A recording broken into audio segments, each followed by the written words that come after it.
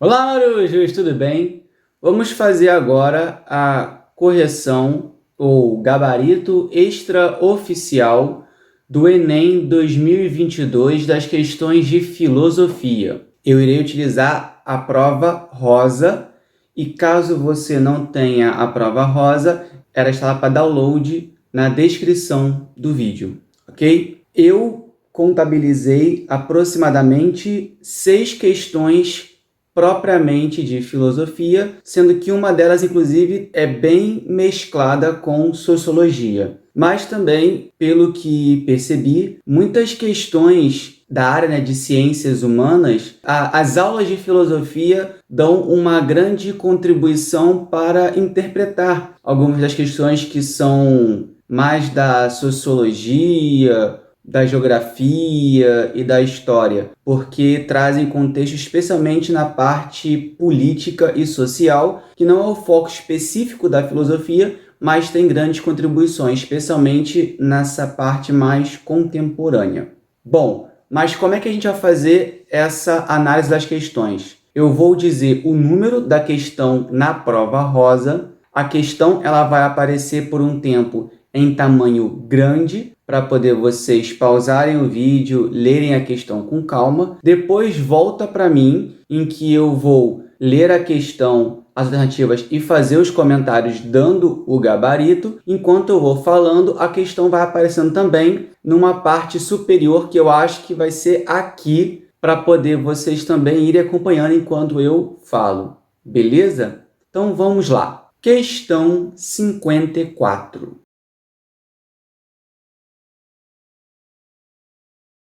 Então, temos um texto de Foucault. O leproso é visto dentro de uma prática da rejeição do exílio cerca. Deixa-se que se perca lá dentro como uma massa que não tem muita importância diferenciar. Os pestilentos são considerados num policiamento tático meticuloso, onde as diferenciações individuais são os efeitos limitantes de um poder que se multiplica, se articula e se subdivide. O grande fechamento por um lado, o bom treinamento por outro. A lepra e sua divisão, a peste e seus recortes. Uma é marcada, a outra analisada e repartida. O exílio do leproso e a prisão da peste não trazem consigo o mesmo sonho político. E aí vem: os modelos autoritários descritos no texto apontam para um sistema de controle que se baseia no ou na.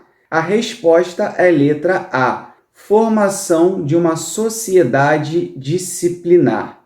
As outras alternativas são flexibilização do regramento social. Bom, o texto não fala muito disso. Banimento da autoridade repressora. Também não se fala disso no texto. Condenação da degradação humana. Bom, no caso, poderia, se você ficasse na dúvida, porque fala, né, de condições da natureza humana que estão ruins, né? Bota a peste, bota a lepra, mas não se está condenando a degradação humana, até porque é até errado chamar a peste e a lepra de degradação humana, porque no caso são doenças, né? E hierarquização da burocracia estatal, o texto também não fala disso. Bom, mas a formação de sociedade disciplinar também não é muito bem tratada no texto. Então, eu achei péssima escolha do texto apresentado. Para não dizer que o texto não presta para nada, tem uma frase do texto que fala assim: o grande fechamento por um lado, o bom treinamento por outro.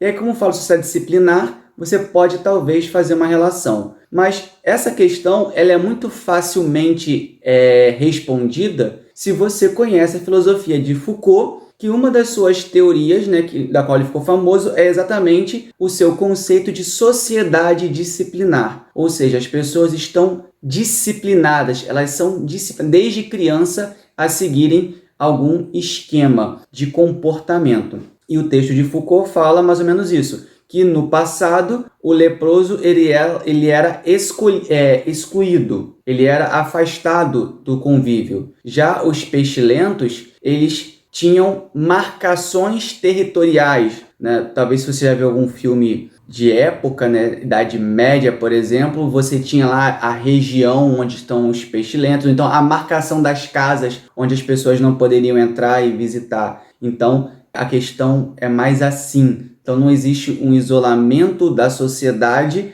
mas existe uma demarcação de áreas a não serem utilizadas, né, ou visitadas ou ocupadas. Mas eu não acho que o texto está ajudando você a entender essa questão. Eu acho que você mata essa questão, você responde se você dominar o filósofo. Se você não domina, você vai ficar meio que perdido e talvez até marque a letra D, porque fala de degradação humana, você pensa que o cara está com peste, está com lepra, então está doente, então o texto está falando disso. Mas a resposta é letra A. Por quê? Porque mudou-se a forma de isolar as pessoas que não estão adequadas à sociedade. Antes era a prisão, o isolamento, agora é uma demarcação territorial, ok? Então, reforçando 54, letra A. Agora, questão 63.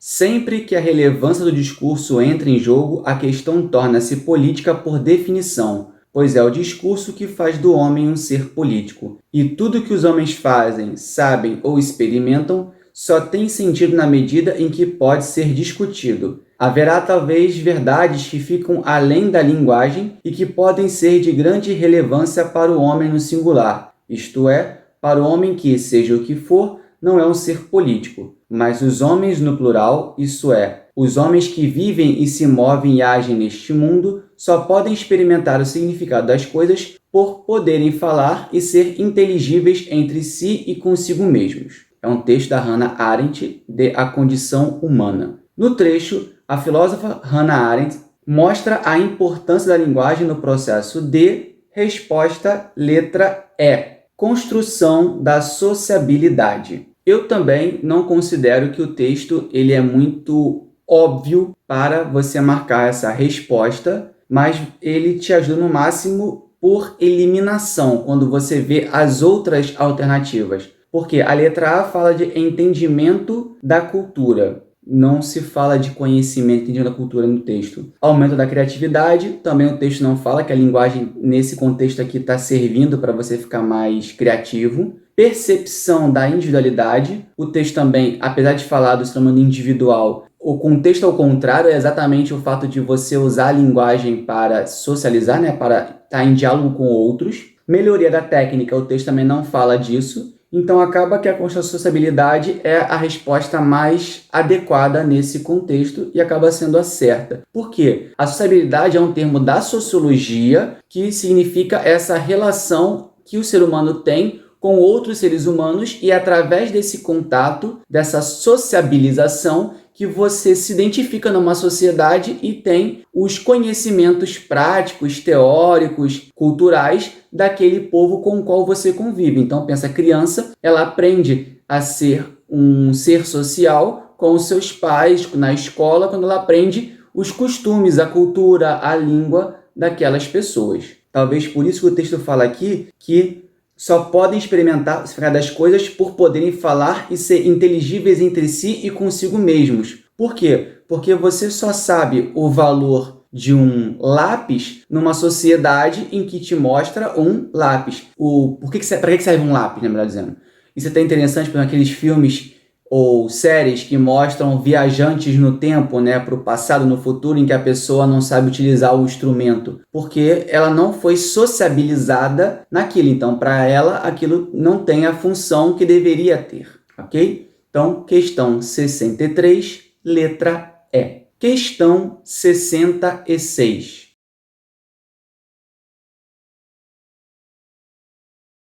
Empédocles estabelece 4 elementos corporais: fogo, ar, água e terra, que são elementos e que mudam, aumentando e diminuindo mediante mistura e separação. Mas os princípios propriamente ditos, pelos quais aqueles são movidos, são o amor e o ódio, pois é preciso que os elementos permaneçam alternadamente em movimento, sendo ora misturados pelo amor, ora separados pelo ódio. O texto é de Simplício, chamado Física, dentro da obra Os Pré-Socráticos. O texto propõe uma reflexão sobre o entendimento de Empédocles acerca da arqué, uma preocupação típica do pensamento pré-socrático, porque essa é uma questão problemática. Bom, o que eu marcaria? Resposta, letra C. Evoca a discussão cosmogônica. Porém, tem dois problemas.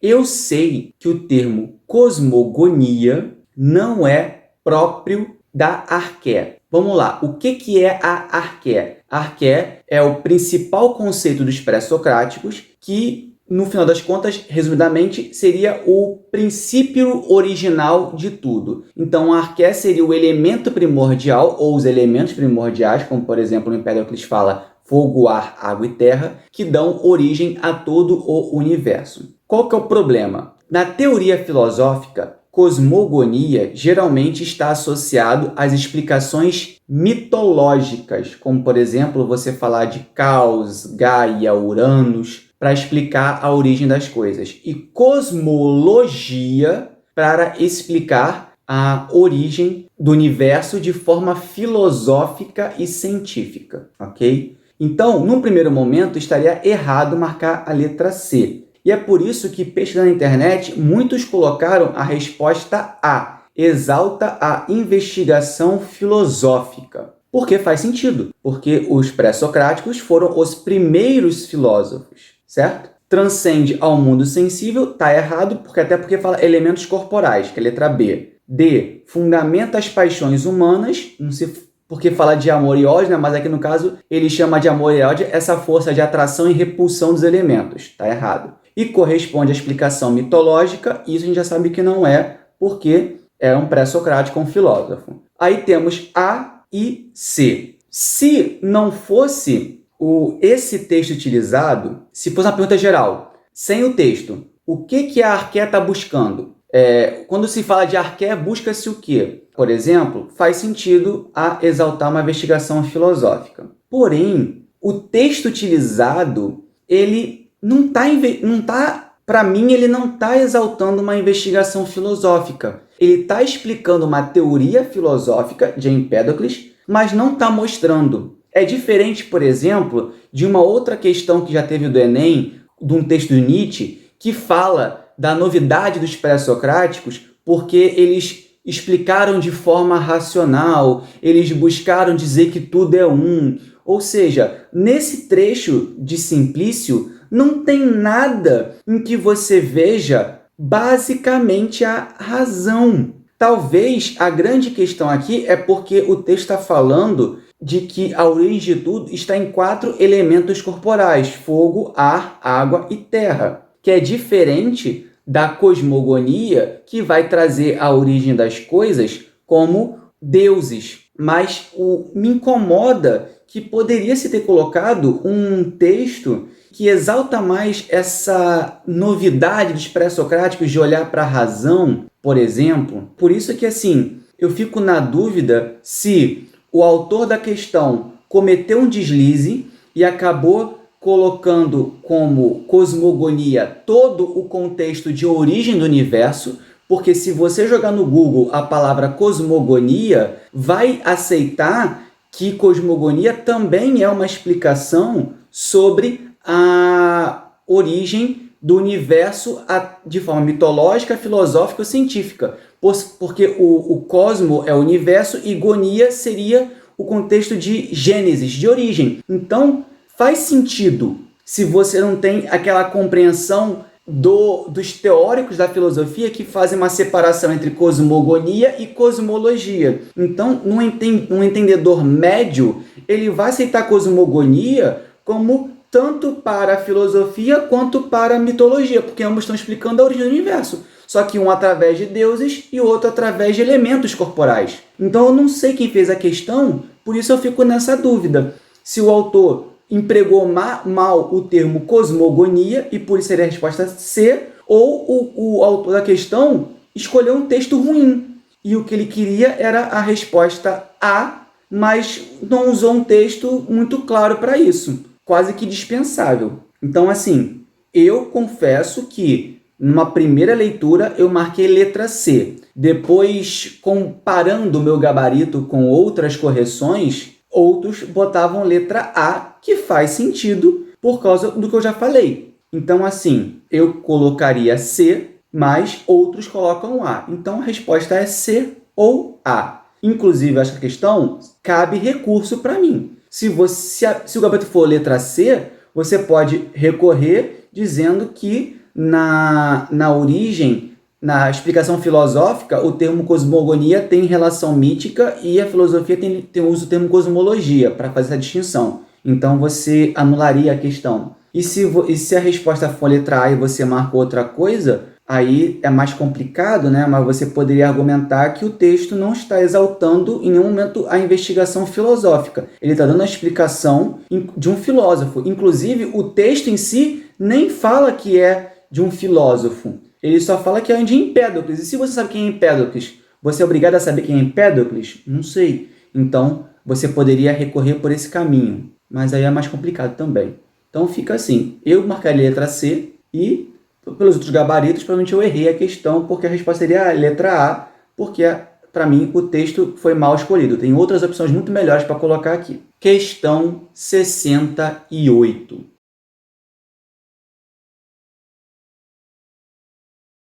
Entretanto, nosso amigo Basso tem um ânimo alegre. Isso resulta da filosofia. Estar alegre diante da morte, forte e contente qualquer que seja o estado do corpo, sem desfalecer ainda que desfaleça. É um texto de Sêneca, Cartas Morais. O excerto refere-se a uma carta de Sêneca, na qual se apresenta como um bem fundamental da filosofia promover a resposta. Letra E. Moderação das paixões. Bom, vamos lá. Sêneca é um filósofo do estoicismo tardio, e o estoicismo é uma corrente helenística que defende exatamente o autocontrole, a moderação do corpo, a aceitação de que tudo faz parte da natureza. Todos nós somos parte de uma grande lógica e de um macrocosmos, e por isso temos que aceitar tranquilamente tudo que nos acontece, porque tem que ser desse jeito. Então, para eles, a felicidade está em entender isso e aceitar as consequências da vida, as vicissitudes da existência, porque nada se pode fazer com o que vai acontecer a nós. A gente sofre por não querer aceitar aquilo que vai ser desse jeito e não tem o que fazer. Então, por isso que a resposta é letra E, moderação das paixões, e o texto ele te ajuda, se você não conhece Sêneca, nessa parte aqui, que ele fala forte e contente qualquer que seja o estado do corpo. Ou seja, paixões aqui, né, para quem não sabe, é aquela questão das emoções. Então, você está forte e contente qualquer que seja o estado do seu corpo, seja um estado mal ou bom, então você está doente e você está forte e contente. Você está machucado e você está forte e contente. Você sofreu uma agressão e você está forte e contente. Ou seja, você não está com raiva, você não está com ódio, você não está irado. Você está forte e contente. Isso é você moderar suas paixões, os seus sentimentos. Por isso que a letra E. A letra A fala de valorização das disputas dialógicas, não tem nada disso no texto. B. Rejeição de convenções sociais, também não se fala disso, inclusive isso é uma característica muito forte do cinismo. C. Inspiração de natureza religiosa, também não é trazido disso no texto. E D. Exaltação do sofrimento, pode ser talvez a questão que mais atrapalhe as pessoas que estejam fazendo a prova, né? Porque o texto dá a entender, né, que você tem que aguentar o sofrimento, no caso, mas aí não é isso a proposta de Sêneca, não é você aguentar o sofrimento, tipo que nem algumas correntes do cristianismo, por exemplo, como se sofrer fosse bom. No caso, é você moderar as paixões, ou seja, você não se alterar com aquilo que acontece para você, e inclusive nem para o bem nem para o mal. Então também, se muitas coisas de boas acontecem para você, também o estoicismo quer que você se controle e não fique também exagerado na sociedade. Então você tem que viver calmamente a sua vida, ok? Então, questão 68 da prova rosa, sempre lembrando, letra E. Questão 80.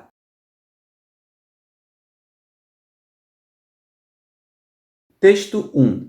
Uma filosofia da percepção que queira reaprender a ver o mundo restituirá à pintura e às artes em geral seu lugar verdadeiro. Merleau-Ponty, do livro Conversas, 1948. Texto 2. Os grandes autores de cinema nos pareceram confrontáveis não apenas com pintores, arquitetos, músicos, mas também com pensadores. Eles pensam com imagens em vez de conceitos. Deleuze, Cinema 1, a imagem em movimento. Vem a questão: de que modo os textos sustentam a existência de um saber ancorado na sensibilidade? A resposta é letra C, considerando o olhar como experiência de conhecimento. Eu gostei muito dessa questão, é um comentário pessoal, porque o meu trabalho de mestrado, de pesquisa, está exatamente em analisar filosoficamente obras da cinematografia, filmes e séries, mas não só isso, mas especialmente isso, porque eu acredito que o cinema faz filosofia através de conceitos e imagens. Não é muito bem o que Deleuze fala, mas é basicamente essa ideia de que você pode sim ter uma visão, um conhecimento, uma interpretação do mundo através da lente, ok? Mas, voltando aqui à questão, depois dessa divagação, e vai avisar, então vai nos conhecer, se você gostou dessa proposta, se achou isso interessante, né? Vai nos conhecer no naudosloucos.com.br, em que eu faço várias reflexões filosóficas da cultura nerd. Mas voltando aqui, né? Depois do jabá, o que acontece? Essa questão está linkando na área da estética o saber e a sensibilidade que é próprio da estética, né? Aesthesis, em grego, tem a ver com sentir. Então, é você conhecer pela sensibilidade. Por que que o cinema, no caso de Deleuze, e no texto de Merleau-Ponty, a pintura, que também é uma imagem, tem a ver com o conhecimento nesse contexto? Porque em ambos os casos, os autores, diretores, pintores, etc., eles estão tendo um olhar específico sobre a realidade. Não sei se você já parou para pensar nisso, mas para cada situação da realidade, existem vários ângulos a serem observados. E o pintor, ele escolhe um ângulo para pintar. Ele tem uma visão. Então, por exemplo, ele pode olhar para uma paisagem e olhar assim. Ele pode olhar assim. Ele pode olhar assim. Ele pode olhar de baixo. Ele pode olhar por cima.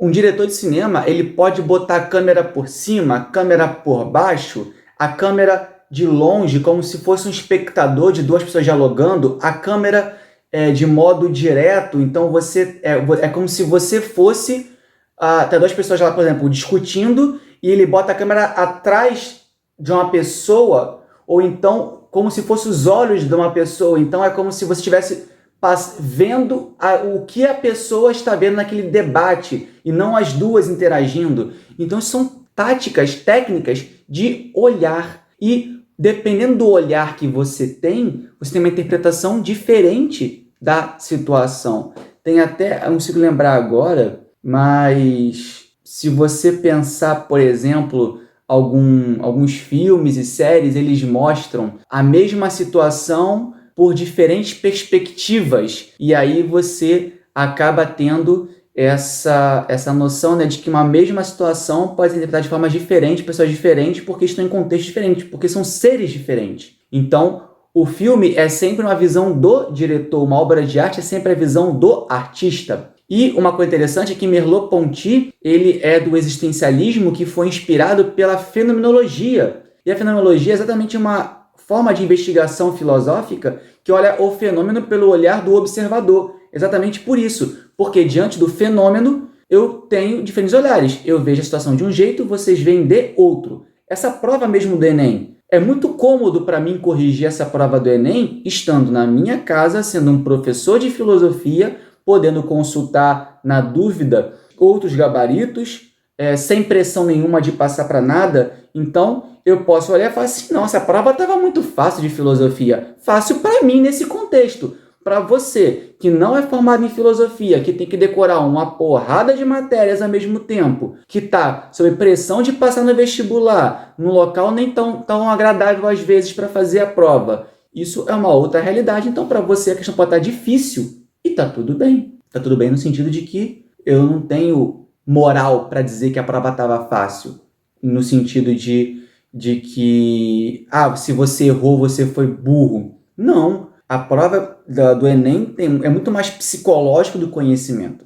Então, isso é o olhar da sensibilidade que traz uma experiência de conhecimento. Por quê? Porque é o meu olhar. Então, o meu olhar tem uma visão, o seu olhar tem outra visão. E está tudo bem nesse contexto para Deleuze e Merleau-Ponty. Claro que isso não é consenso na filosofia, alguns serão contra essa visão. Então, novamente, resposta letra C. A alternativa A, admitindo o belo como fenômeno transcendental, não se fala disso no texto. B, reafirmando a vivência estética como juízo de gosto, também não é muito para aí. Eu acho que a A seria mais ou menos uma pegada de Kant, a B, a subjetividade dos filósofos modernos. A D, apontando as formas de expressão como auxiliares da razão, seria uma visão até que menospreza a própria apropriação estética, porque submete elas à razão, e no caso aqui eu estou falando exatamente do contrário, né? Quando o Deleuze fala que pensam com imagens em vez de conceitos, ele está meio que tirando a razão e deixando somente mesmo a sensibilidade. E a E, estabelecendo a inteligência como implicação das representações, também não é por aí, ok? Então, resposta letra C. Questão 89.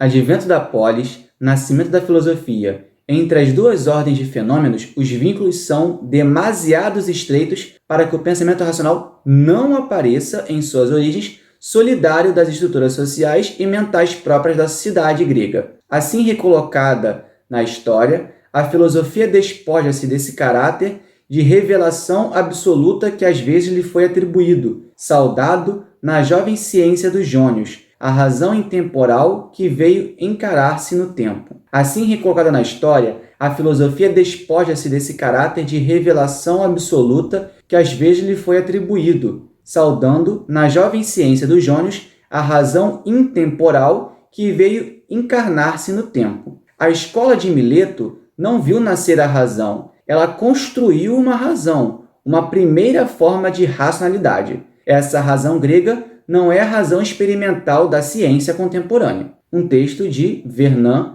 Origem do Pensamento Grego. Aí vem. Os vínculos entre os fenômenos indicados no trecho foram fortalecidos pelo surgimento de uma categoria de pensadores, a saber, resposta letra C, os sofistas comprometidos com o ensino da retórica. Gente, essa questão ela tá fácil para quem conhece filosofia, mas caramba, que texto porcaria para isso! Porque o texto está falando sobre da polis, ele cita os jônios e a escola de Mileto, que são conhecidos como as escolas pré-socráticas, e relaciona razão e razão experimental no sentido de ciência, que é onde os pré-socráticos se destacam, e a resposta são os sofistas, que exatamente rompem com a filosofia antiga, que se preocupa com a origem do universo e começa a pensar mais a sociedade e o ser humano. Os sofistas são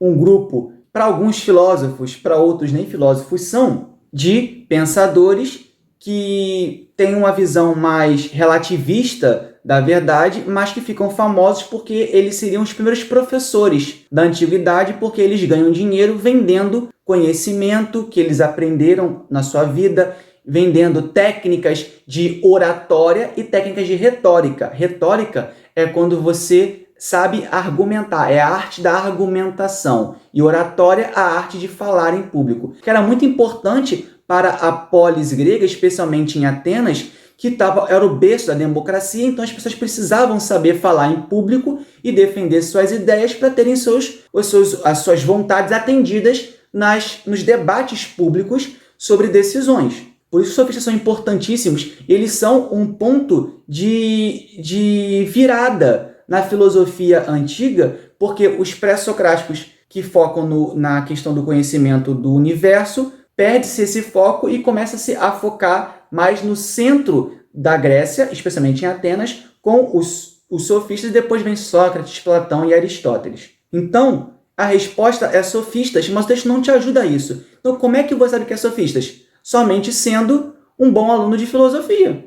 Por quê? Porque você aprendeu que, nesse período retratado no texto, primeiro vieram os sofistas, nessa época, depois, a letra A fala epicuristas e a B fala estoicos. Eles vieram bem depois, no período helenístico, quando a Grécia perdeu a sua hegemonia, quando virou, né, uma colônia da Macedônia. Os peripatéticos, que é a letra D, é um grupo de Aristóteles, então a gente já sabe também que é uma filosofia mais tarde, não nas suas origens. E os poetas rapsodos, aí estaria errado porque você está voltando no tempo. Os poetas rapsodos são anteriores a esse momento, que são, por exemplo, Homero e Hesíodo, em que vão explicar, né, a sociedade grega através dos seus cantos, que deu a mitologia grega. Por isso, a resposta é a letra C, porque nesse contexto aqui é o que melhor cabe,